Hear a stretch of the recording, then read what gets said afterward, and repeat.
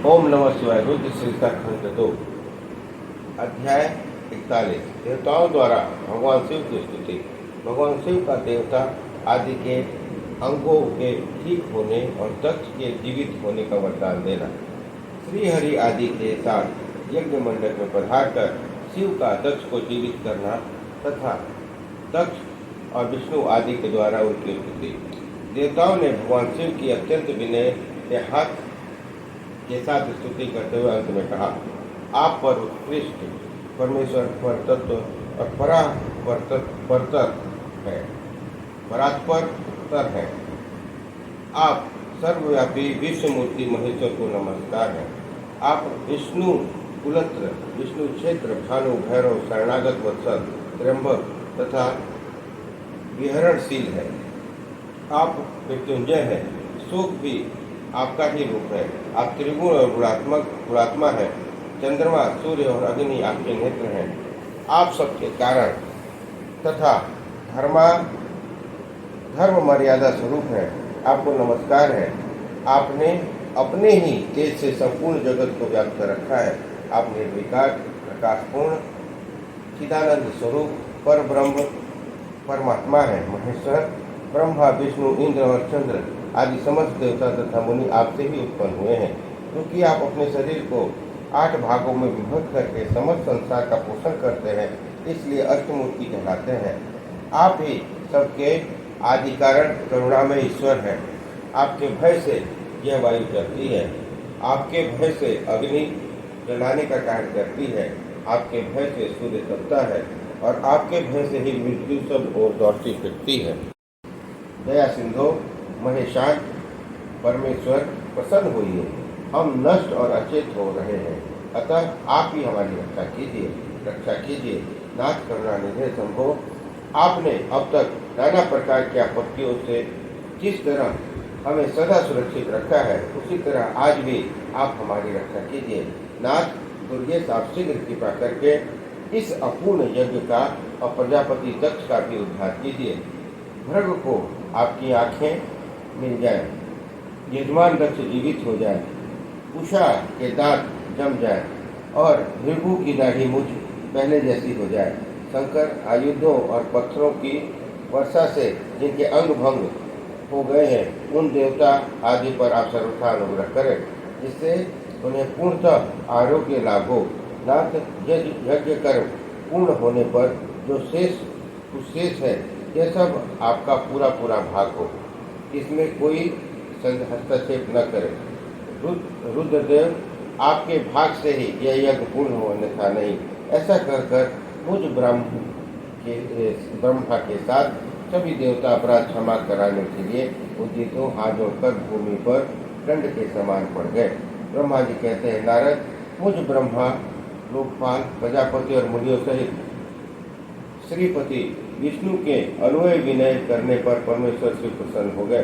देवताओं को आश्वासन दे हंसकर उन पर परम अनुग्रह करते हुए करुणा निधान परमेश्वर शिव ने कहा, महादेव जी ने कहा, सुराश्रेष्ठ ब्रह्मा और विष्णुदेव, आप दोनों सावधान होकर मेरी बात सुने। मैं सच्ची बात कहता हूँ, आप दोनों की सभी बातों को मैंने सदा माना है। दक्ष के यज्ञ का यह विध्वंस मैंने नहीं किया है। दक्ष स्वयं ही दूसरों के द्वेष करते हैं। दूसरे के प्रति जैसा बर्ताव किया जाएगा, वह अपने लिए ही फलित होगा। अतः ऐसा कर्म नहीं करना चाहिए जो दूसरों को कष्ट देने वाला हो। दक्ष का मस्तक जल गया, इसलिए उसके सिर के स्थान पर बकरे का सिर जोड़ दिया जाए। भृग देवता मित्रता की आंख से अपने यज्ञ भाग को देखें। तात कुशा नामक देवता, जिनके दांत टूट गए हैं, यजमान के दांतों के भली भांति पीसे हुए यज्ञाग्नि का भक्षण करे। यह मैंने सच्ची बात बताई है। मेरा विरोध करने वाले भृगु की दाढ़ी के स्थान पर बकरी की दाढ़ी लगा दी जाए। शेष सभी देवताओं के जिनके मुझे यज्ञ भाग के रूप में यज्ञ की अवशिष्ट वस्तु दी है, सारे अंग पहले के भांति ठीक ठाक हो जाए। अध्वर्यु आदि यज्ञिकाओं में से जिनकी भुजाएं टूट गई हैं, वे अश्विनी कुमार की भुजाओं से, और जिनके हाथ नष्ट हो गए हैं, उन्हें पूषा के हाथों से अपने काम चलाएं। यह मैंने आप लोगों को प्रेमवश कहा है।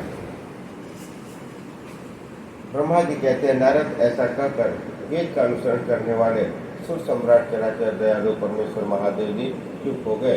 भगवान शंकर का यह भाषण सुनकर श्री विष्णु और ब्रह्मा सहित संपूर्ण देवता संतुष्ट हो उन्हें तत्काल साधुवाद देने लगे। तदंतर भगवान शंभु को आमंत्रित करके मुझ ब्रह्मा और देवर्षियों के साथ श्री विष्णु अत्यंत हर्षपूर्वक पुनः दक्ष की यज्ञशाला की ओर चले। इस प्रकार उनकी प्रार्थना से भगवान शंभु विष्णु आदि देवताओं के साथ कनखल में स्थित प्रजापति दक्ष की यज्ञशाला में पधारे। उस समय रुद्रदेव ने वहां यज्ञ की ओर विशिष्ट देवताओं और ऋषियों का जो वीरभद्र द्वारा विध्वंस किया हुआ था उसे देखा। स्वाहा सदा उषा तुष्टि धृति सरस्वती अन्य समस्त ऋषि पीतर अग्नि अन्यान्य बहुत से यज्ञ गंधर्व राक्षस वहां खड़े थे। उनमें से कुछ लोगों के अंग तोड़ डाले गए थे, कुछ लोगों के बाल नोच लिए गए थे और कितने ही उस सम्रांगण में अपने प्राणों के हाथ में बैठे थे। उस यज्ञ की वैसी दुर्व्यवस्था देखकर भगवान शंकर ने अपने गणनायक महापराक्रमी वीरभद्र को बुलाकर हंसते हुए कहा, महाबाहु वीरभद्र, यह तुमने कैसा काम किया? तात तुमने थोड़ी देर में देवता और ऋषियों आदि को बड़ा भारी दंड दे दिया। बस जिसने ऐसा द्रोहपूर्वक कार्य किया उस विलक्षण यज्ञ का आयोजन किया और जिसे ऐसा फल मिला उस दक्ष को तो शीघ्र यहाँ ले आओ। भगवान शंकर के ऐसा कहने पर वीरभद्र ने बड़ी उतावली के साथ दक्ष का धड़ लाकर उसके सामने रख दिया। दक्ष के उस शव को सिर रहित देख लोक कल्याणकारी भगवान शंकर ने के आगे खड़े हुए वीरभद्र ने हंसकर पूछा, दक्ष का सिर कहाँ है? तब प्रभावशाली वीरभद्र ने कहा, प्रभु शंकर, मैंने जो उसी समय दक्ष के सिर को आग में होम दिया था। वीरभद्र की बात सुनकर भगवान शंकर ने देवताओं को प्रसन्नतापूर्वक वैसी आज्ञा दी जो पहले दे रखी थी। भगवान भव ने उस समय जो कुछ कहा उसकी मेरे द्वारा पूर्ति कराकर श्रीहरि आदि सब देवता भृगु आदि सबको शीघ्र ही ठीक कर दिया। तदंतर शंभु के आदेश से प्रजापति के धड़ के साथ यज्ञ पशु बकरे का सिर जोड़ दिया गया। उस सिर के जोड़े जाते ही शंभु की दृष्टि पड़ने पर प्रजापति के शरीर में प्राण आ गए और वो तत्काल सोकर जागे हुए पुरुष के भांति उठ खड़े हो गए। उठते ही उन्होंने अपने सामने करुणानिधि भगवान शंकर को देखा। देखते ही दक्ष के हृदय में प्रेम उमड़ आया। उस प्रेम में अपने अंतःकरण को निर्मल एवं प्रसन्न कर दिया।